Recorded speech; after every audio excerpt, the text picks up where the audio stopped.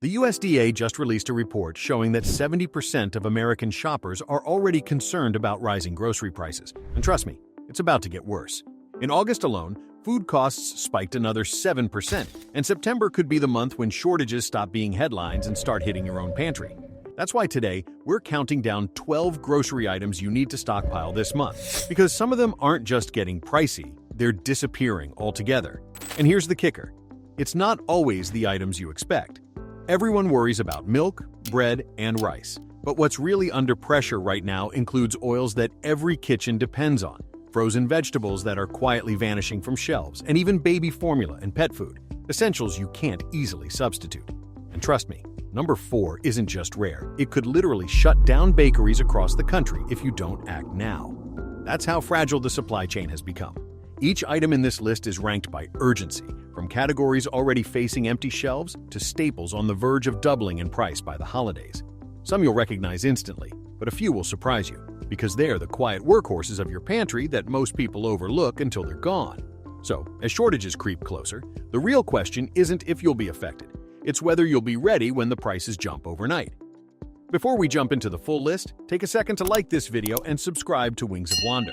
We track these shortages every single week, so you'll always know what's coming before the shelves go empty. Think of it as your early warning system, saving you time, money, and stress. Item 12. Bottled water and water filters. Food shortages grab the spotlight, but when supply chains falter, water is just as vulnerable. Bottled water shipments are already facing disruptions, both from packaging shortages and transportation bottlenecks. In several regions, retailers are quietly limiting cases per customer, and prices per gallon have climbed nearly 15% since summer. But here's the real concern: extreme weather. Hurricanes, floods, and droughts in 2025 have already caused temporary water advisories in multiple states. When that happens, shelves clear out in hours. Stocking bottled water is smart, but it takes space. A more practical move is adding long-term water filters, gravity-fed systems, portable straws, or countertop purifiers. These give you redundancy when bottled water isn't available. The CDC recommends at least 1 gallon per person per day for emergencies. For a family of 4, that's 120 gallons for just 1 month. Having a mix of bottled supply and filters can bridge the gap when municipal systems falter or retail shelves go bare. Water may not be glamorous, but it's the first necessity that disappears in a crisis. Don't leave it off your September list. Item 11. Pasta and shelf-stable grains. Pasta has always been the fallback for tight budgets, affordable, filling, easy to cook. But this September, it's under the same strain as flour and wheat. Italian exports are tightening due to drought across southern Europe, and U.S. producers are paying more for durum wheat, the core ingredient in pasta. Prices are already up 20% year over year, and some regions are reporting bare shelves for specialty pastas. It's not just pasta. Couscous, bulgur, and other shelf-stable grains are all climbing, partly because families are stocking them as cheaper alternatives to rice. That demand spike is squeezing supply. The smart move: buy a mix of pasta varieties, spaghetti, penne elbows, and store them in airtight containers or vacuum-sealed bags. Properly packed, they'll last for years. Shelf-stable grains add variety and nutrition, making them more versatile than plain white flour in a pinch. A pound of pasta that costs $1.20 today could be $2 by winter. It doesn't sound like much until you multiply that across dozens of meals. Adding pasta and grains to your stockpile now secures one of the most calorie-dense, cost-effective staples you can buy. Item 10. Frozen vegetables, the disappearing freezer staple.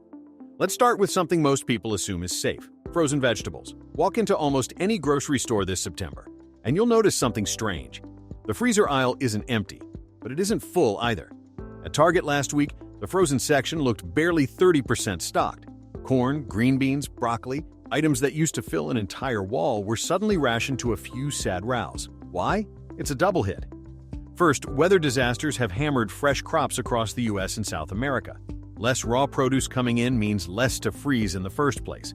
Second, the aluminum shortage that's hurting canned goods is also squeezing the packaging industry. Processing plants are literally stuck. Fewer vegetables to freeze, fewer bags to ship them in. Now here's where it gets interesting. A lot of people think frozen veggies are just the leftovers of the produce aisle. Wrong. In many cases, frozen vegetables are actually more nutritious. They're flash frozen within hours of harvest, locking in vitamins that fresh produce loses after sitting in trucks and warehouses for a week. That means the frozen bag of broccoli you overlook could be healthier than the fresh one in your cart. So, what's the smart play? Stock up now, before everyone else catches on. Focus on mixed vegetable blends and stir-fry mixes.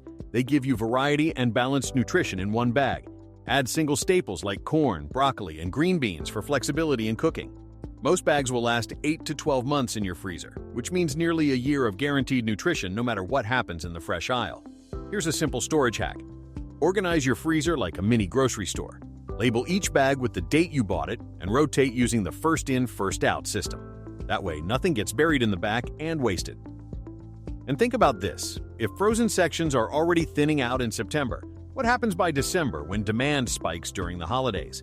Will you still be able to make that Thanksgiving casserole? Or will you be staring at empty freezers? If you want to stay a step ahead of shortages like this, make sure you like this video and subscribe to Wings of Wonder. We bring you the updates no one else is talking about, so your pantry stays full when everyone else is scrambling. Item 9. Coffee and tea, so the daily fix at risk. For millions of Americans, the day doesn't really start until that first cup of coffee. But in September 2025, even this morning ritual is under threat.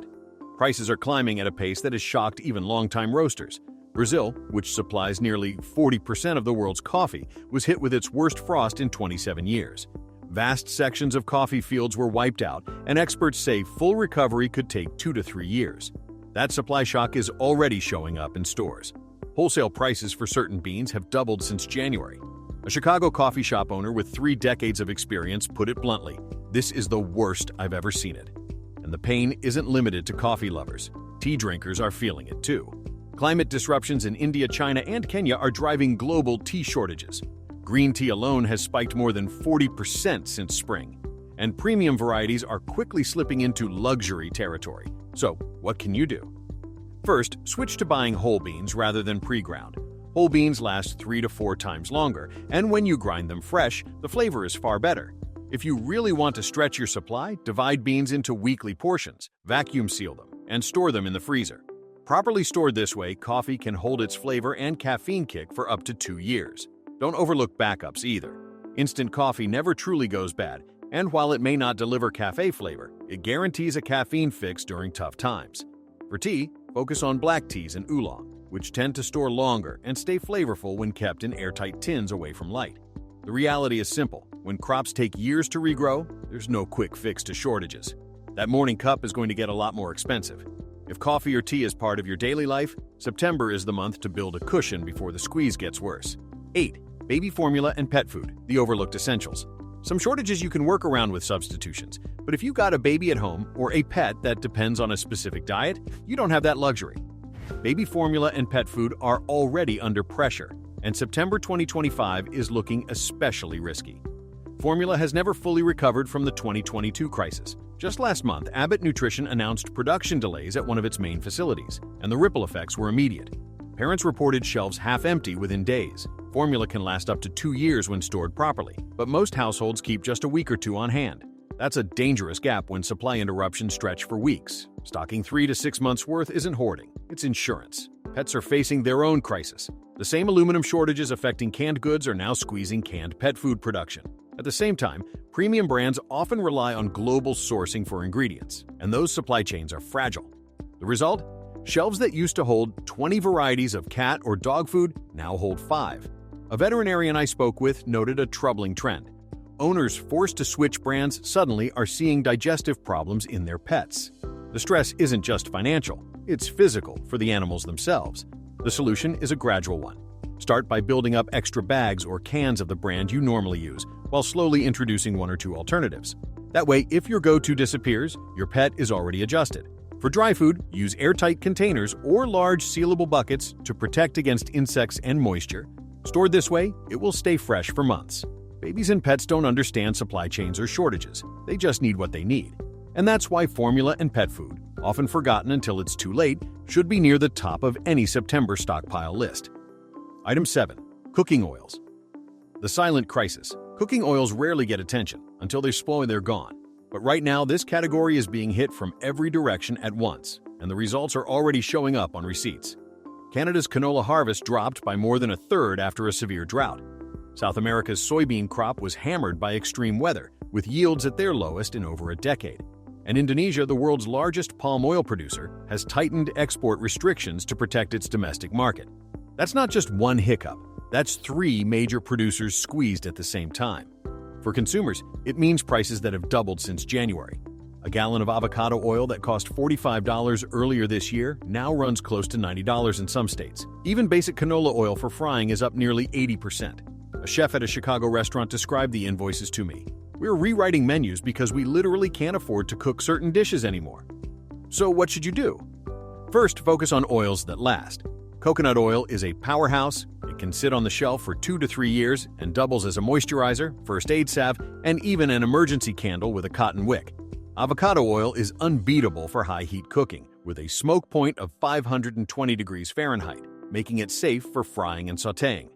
Refined olive oil lasts longer and costs less than extra virgin while still being versatile. Don't overlook ghee, clarified butter that stays good for up to 2 years without refrigeration, or peanut oil, which stores well and has a high smoke point. Storage matters as much as selection.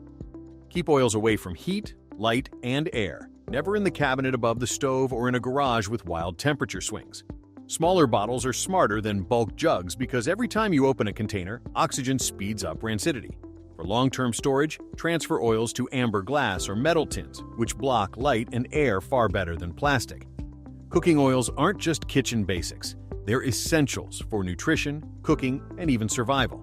And right now, they're one of the fastest-moving targets in the grocery store. If you use oil every day, this is the category to act on before prices climb even higher. Item 6. Flour, sugar, and baking essentials. Flour and sugar sound simple, basic, boring even. But right now, they're among the most volatile staples on the shelf. Wheat production just hit a 10-year low, and in September 2025, prices are still climbing. Since spring, flour has surged by nearly 50%. That 5-pound bag that cost $4.50 a few months ago is now closer to $7, and some experts warn it could hit $9 before winter. The reasons stack up quickly. Ukraine and Russia, together responsible for about 1/5 of the world's wheat exports, are still struggling with disrupted supply chains. Add droughts in the U.S. Midwest and heat waves across Europe, and the result is less wheat moving globally. Even large chains like Costco are reporting they're receiving less than half their normal flour shipments. Sugar is no safer. A devastating drought in Asia combined with El Niño patterns has slashed harvests, driving sugar prices up an astonishing 75% in just a single month. Bakers are paying more for sugar now than they once did for premium vanilla extract. And it isn't just commercial bakeries feeling the pinch. Home bakers are starting to notice higher prices and shrinking stock. The ripple effects don't stop there. Yeast shortages are quietly resurfacing, reminiscent of the pandemic era when stores couldn't keep it in stock. Without yeast, bread baking, both commercial and at home, grinds to a halt. Even salt and baking powder, usually overlooked, are under watch as supply chain experts warn of potential disruptions in late 2025. What's the best move? Diversify your baking staples.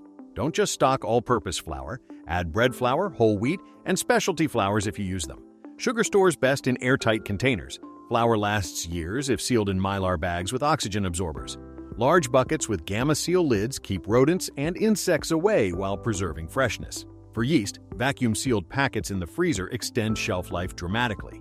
Think of it this way. Without flour and sugar, whole sections of your kitchen go silent. No bread, no cakes, no cookies, no basics like pancakes or tortillas. If bakeries are already scaling back, households will feel the pressure next. By acting now, you can keep the heart of your kitchen running while prices continue to climb. Item 5. Specialty imports and ethnic foods. Most people don't realize how much of their pantry depends on imports, until those imports suddenly vanish. September 2025 is already proving difficult for specialty and ethnic foods, with tariffs and supply disruptions driving costs up as much as 40% in just a few weeks. I spoke with the owner of a small Asian grocery who said sesame paste that sold for $4.50 earlier this summer is now pushing $10, if he can even get it. Sichuan peppercorns, specialty vinegars, and certain imported oils are either rationed or completely out of stock at larger chains. Restaurants that rely on authentic ingredients are calling suppliers daily, trying to secure even small shipments. This isn't just about luxury cooking. For millions of families in the U.S., these foods are cultural staples: soy sauce, fish sauce, curry pastes, spice blends that turn a meal into something familiar. And here's the good news. Many of these items, once you get them, can last a surprisingly long time. Properly stored soy sauce can stay good for decades. Vinegars often improve with age, and certain imported oils remain shelf-stable for years. Your best strategy? Head to smaller ethnic markets. Unlike big box chains, these stores often order directly from distributors and carry larger, fresher stocks. The price difference is often dramatic, sometimes half of what Whole Foods or mainstream grocers charge. Stock up now on the core items you use most, and store them in cool, dark cabinets and sealed containers. Don't wait for these shelves to go bare. Specialty foods might not grab headlines like flour or rice, but for many households, they're what keep dinner feeling like home. And once they're gone, replacements aren't easy to find. Item 4. Canned goods, the aluminum crunch. Canned foods are usually the backbone of any emergency stockpile, but right now they're among the most vulnerable. The problem isn't just what goes inside the can, it's the can itself. Aluminum shortages are forcing manufacturers to scale back production by as much as 30%, and grocery chains are already seeing the effects. A manager at a major retailer shared that their orders for canned tomatoes, corn, and beans are being filled at barely half the requested amount. That means when you see empty patches in the canned aisle, it's not poor stocking. It's a systemic supply gap. Add to that the crop shortages from droughts and floods, and even when aluminum is available, there's less produce to put inside. For families, this creates a perfect storm. Prices are creeping upward, and certain staples like canned vegetables, soups, and proteins are harder to find in quantity. Name brands are hit hardest, with some now running 20% higher than they did just a few months ago. But here's a key insight. Most store brands are made in the same facilities, often on the same production lines, at a fraction of the cost. In many cases, the only real difference is the label. If you're building or topping up your pantry, focus on variety and volume. A good baseline is 50 to 60 cans per person in your household, mixing proteins, vegetables, fruits, and ready-to-eat meals. Storage is simple but critical. Write the purchase date on the top of each can with a permanent marker and rotate them regularly. That way, nothing goes past its best-by date. In times of scarcity, canned goods move quickly from ordinary pantry filler to essential survival food. And with aluminum shortages showing no signs of easing, what looks like a small gap on shelves today could turn into a major shortage tomorrow. Item 3. Powdered milk. The dairy insurance policy. Powdered milk is one of those products most people dismiss as a camping item or an old prepper trick. But in September 2025, it's turning into one of the smartest insurance policies you can add to your pantry. Dairy prices have been climbing steadily all year, up more than 20% since January, and producers are warning that the trend isn't slowing down. Feed costs are higher, labor shortages are squeezing farms, and extreme weather is hitting herds hard. By the holidays, that gallon of milk already sitting at $7 in some areas could be even higher. For families who rely on milk for cereal, coffee, baking, or kids' diets, the impact is huge. That's where powdered milk shines. Modern non-fat varieties aren't the chalky mixes you might remember. They dissolve easily and taste close to fresh. More importantly, they last. In standard packaging, shelf life ranges from 2 to 10 years, but sealed in oxygen-absorbing cans or Mylar bags, non-fat powdered milk can remain usable for 20 to 25 years. That makes it one of the longest-lasting staples you can buy. It's also flexible. Rehydrated, it works in coffee, smoothies, baking, or as a milk substitute for cooking. In an emergency, it can even serve as a base for homemade yogurt or as a backup for infant formula. Whole milk powder tastes richer but spoils faster because of the fat content, so non-fat is the smarter long-term choice. If you want more creaminess, blend it with shelf-stable half-and-half or coconut milk powder. Storage is simple. Keep it in a cool, dry space between 50 degrees Fahrenheit and 70 degrees Fahrenheit. Once you open a container, transfer the powder into an airtight jar and label the date. That way you can use it within months without losing quality. Powdered milk doesn't just replace fresh milk in a pinch. It protects your household from one of the fastest-moving price surges in the grocery store. When dairy shelves thin out this fall, those who planned ahead will still be pouring milk into their coffee without a second thought. Item 2. Beans and lentils. The protein that won't last. Long beans and lentils don't usually grab headlines, but in 2025 they've quietly become some of the most valuable proteins you can buy. Argentina, one of the largest exporters, has been hit by back-to-back droughts. Yields are shrinking, shipments are down, and the global market is already tightening. That scarcity is pushing prices up fast. Organic beans and lentils in particular have spiked nearly 40% over the past year. At the same time, demand is climbing. Plant-based diets are no longer niche. Families, athletes, and even big food companies are turning to beans and lentils as affordable, high-protein options. That extra demand, colliding with shrinking supply, is why shoppers are finding empty bulk bins where black beans, chickpeas, or lentils used to be. I heard from one shopper who went to 3 stores in a single afternoon looking for chickpeas and came up empty. By the time he found them, he had to settle for canned versions at nearly triple the cost per pound. Multiply that experience across the country, and you see how quickly cheap protein becomes an expensive struggle. For stockpiling, dried beans and lentils are unmatched. Stored in airtight glass jars, mylar bags, or food-grade buckets, they can last 25 to 30 years. Adding a few bay leaves into each container helps repel pantry pests like weevils and moths, protecting your stash. Rotate them regularly. Use the oldest first, replace with fresh stock, and you'll never waste a bag. They're also versatile. From soups and stews to salads, pasta replacements, and even protein-packed snacks, beans and lentils can carry a household diet in a shortage. Right now, a $1.50 bag might not seem like much, but if prices climb to $3 or $4 by the holidays, the value of a full pantry will be obvious. In short, beans and lentils may look ordinary on the shelf, but in a crisis, they're protein security in a bag. Item 1. Rice and oats, the pantry powerhouses. Rice and oats might look like the most ordinary items in the grocery store, but they're at the center of one of the biggest food supply pressures this year. India, the largest exporter of rice, has tightened restrictions and raised tariffs to protect its domestic market. At the same time, the United States has slapped tariffs of its own on certain Indian rice imports. The result? Prices are climbing sharply, and some popular varieties may not even make it to U.S. shelves this fall. That $25 bag of basmati could soon be pushing $40. Oats aren't any safer. Canada, America's main supplier, has had a rough growing season.